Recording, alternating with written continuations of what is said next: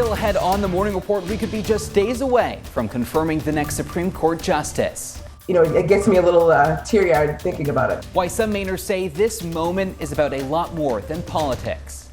Plus, that huge potato plant fire is officially ruled an accident, what investigators say might have caused the first spark.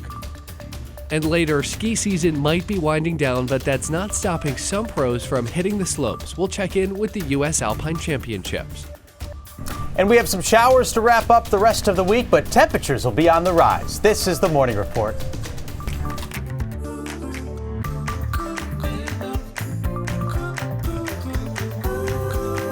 Good morning, everybody. Thanks for sticking with us for our final half hour. I'm Sean Stackhouse. And I'm the Goldberg. Happy Thursday to you. Final day of March. Mr. Guttner, what are you bringing to us as we head into your favorite month? Yes, April is indeed my favorite month. Not so much weather-wise, but there's so much good stuff going on in it. Baseball's starting up, the Masters, my birthday. All right, we'll start out this morning with winter weather advisories. See what I'm talking about? We get closer to April, it's still kind of junky outside. Up north, we have slippery spots from a little snow, a little ice till 10 a.m. this morning for far northern Maine. The radar's lighting up with all kinds of colors. In southern Maine, though, it's primarily rain showers. Kind of wet and damp outside. Our temps are safe in most spots until you get up toward Freiburg and Bethel and beyond. So some slick spots are possible there. For eastern Maine, we've gone over to rain, Castine up to Bangor. Old Town's 33, Otis is 32. And as you see up north, we have mixed precip, sleet, freezing rain, and some snow, and a temp of only 31 in Lee. So the slippery spots are probably up north here. This first batch of mixed precip will slide out. Warm front slides in, a lot of clouds with it. And then we tap some really mild air later tonight and tomorrow, along with some more rain to finish up our work week. There go the mixed showers, but the clouds are still hanging tough. And it's going to stay cold and raw pretty much all morning. If we get sun, it's in the western Maine mountains, down into the foothills and over into New Hampshire. I don't think there'll be much near or along the coastline. Temps will struggle for a while, but at the end of the day, they pop up close to 50 degrees. We wrap up with some scattered showers and then some steadier rain and downpours possible during our overnight.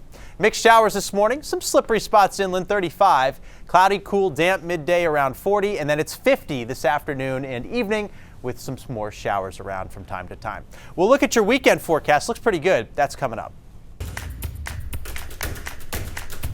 The confirmation of President Joe Biden's Supreme Court nominee seems almost certain. Yesterday, Senator Susan Collins became the first Republican lawmaker to announce her support for Judge Ketanji Brown Jackson.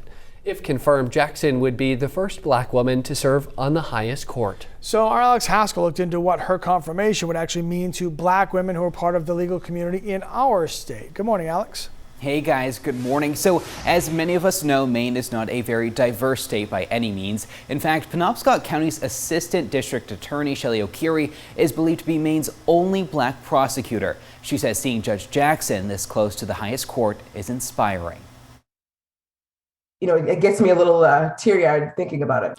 Thinking about a big moment for America. They gave me an African name, Ketanji Onyeka, which they were told means lovely one. Judge Ketanji Brown Jackson is inching closer to a seat on the highest court. Her historic nomination has captured the attention of Shelley O'Keefe. She's an assistant district attorney for Penobscot County. I'm proud that another barrier has been broken. O'Keefe has 2 daughters and a son. She says Judge Jackson is someone for them to look up to. They realize that anything's possible. And it's not like, oh, I don't see myself there, so therefore I can't reach to that level. As a prosecutor in Maine, O'Keefe often deals with defendants not taking her seriously. I've had defendants during court proceedings say they're looking for the prosecutor, and I say I'm the prosecutor, and they're like, no, not you, the actual prosecutor. Just one of the many challenges in a field with few black women. Diversity-wise here in Maine, our community is definitely growing. Thomas Douglas co-chairs the Maine State Bar Association's Black, Indigenous, and People of Color, or BIPOC, lawyer section. He suggests O'Keefe may one day not be as unusual in Maine's law community. When I first came here in 2004, I think I knew of maybe 2 or 3 other BIPOC lawyers in the state, and now we have over 30. At the end of the day, representation matters. Here in Maine and in our nation's capital, too. When the defendant or when the victim looks like me, they're a little bit, they perk up a little bit, makes them feel that, justice a little bit closer. So the Senate Judiciary Committee is expected to vote on Judge Jackson's nomination to the Supreme Court next week. If approved, the nomination would move to a final vote in the full Senate. Alex Haskell, News Center, Maine. All right, Alex, thank you. And now to this. We are learning some new details about the man who died during a standoff with police last month in Pittsfield. State Medical Examiner's Office says Gregory LaSalle was shot in the head, neck, and chest. LaSalle died after a 12-hour-long standoff. Police say he was shot and killed during some type of armed confrontation. The two troopers involved are on leave right now. That is standard practice. The Attorney General's office will not release any more information right now because the investigation is still active. Game wardens and police will be back in Clinton today looking for that man who's been missing for a few days now. And now we have a description of him. Police say Justin Howard was last seen entering the Sebasticook River in Clinton on Monday. At the time, they say Howard was wearing a gray and blue hoodie, khaki pants, and blue sneakers. So far, wardens have searched from the air and water. They've used sonar and a dive team to try to find Howard, but they say they're up against low visibility, a strong current, and debris in the water. That's been making this search even more difficult. Once we get in the water on the surface, what appears to be an eddy, more still water, underneath it's still flowing quite rapidly and making diving almost impossible. Police are asking anyone with information to give them a call.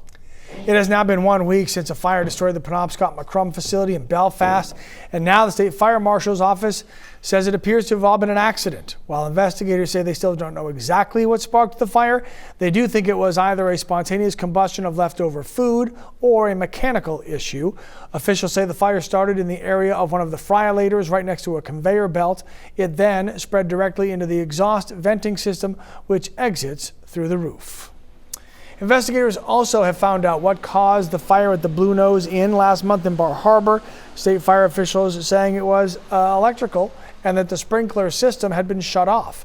It took crews 21 hours to put those flames out. The fire caused at least $10 million worth of damage.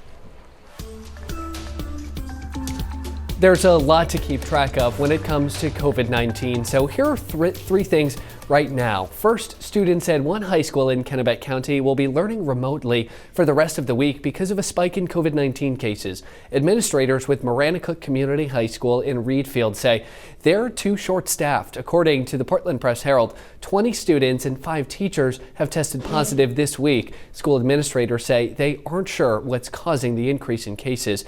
They expect to return to in-person classes on Monday. Second, there's a new website that you can use to find information about COVID-19 in your area. The Biden administration launched covid.gov yesterday. President Biden calls it a one-stop shop for finding things like mask guidelines, vaccine appointments, and testing locations. And third, a new study suggests the anti-parasite drug ivermectin does not reduce your risk of being hospitalized with COVID-19. The study is from the New England Journal of Medicine and is the largest of its kind. Health officials have warned against taking ivermectin as a treatment for COVID-19 for a while now. All right, still to come, the state of New Hampshire just put out a new list of police officers that have infractions on their records.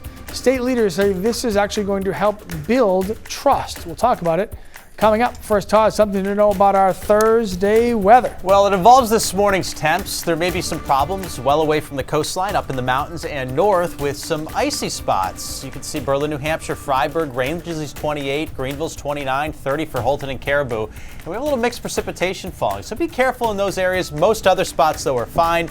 Just wet roads at this time. We've got more rain in the forecast, also warmer temperatures, too. We'll get into it all coming up.